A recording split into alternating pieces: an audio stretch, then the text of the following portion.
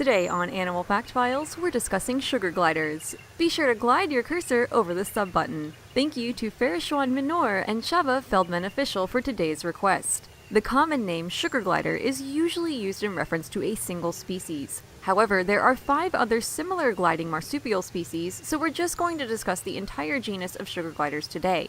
Also, sugar gliders and flying squirrels, while similar, are not the same animals. Sugar gliders and flying squirrels are an excellent example of convergent evolution in nature, where 2 completely separate species develop similar traits. There are many more types of gliding mammals too. Sugar gliders are native to Australia, New Guinea, and the surrounding islands. They typically live in forest habitats and seem to have a strong preference for eucalyptus trees. This is likely dual-purposed. As their name implies, sugar gliders love to eat sugary nectar. They also may consume invertebrates, tree sap, and pollen, a practice which makes sugar gliders great pollinators in their home ranges. The other reason sugar gliders may seek out eucalyptus trees has to do with their nesting habits, though I wouldn't blame them if it had something to do with that aromatic eucalyptus smell. Sugar glider nests are used as a den for hiding while sleeping, as well as a place to raise their young. Sugar gliders are marsupials. They have a pouch in which their young develop, like the possums we've previously discussed. The time of year a sugar glider breeds depends on the species as well as their location,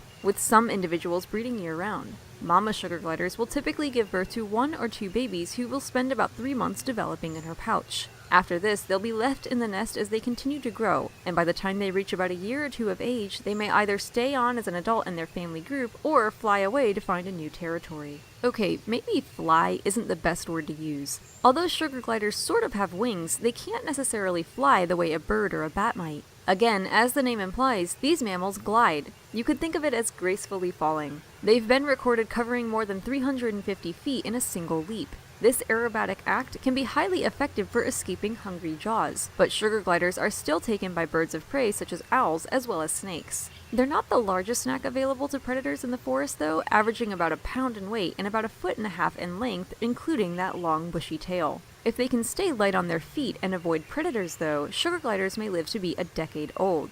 We'll leave you with this to think about. This sugar glider is called the mahogany glider. They were first described in the 1880s, and it was more than 100 years before they were rediscovered in Australian forests. Originally thought to be a subspecies of a different glider, it took almost 4 years before they received classification as their own species. For more facts on sugar gliders, check out the links in the description. Give a thumbs up if you learned something new today, and thank you for watching Animal Fact Files.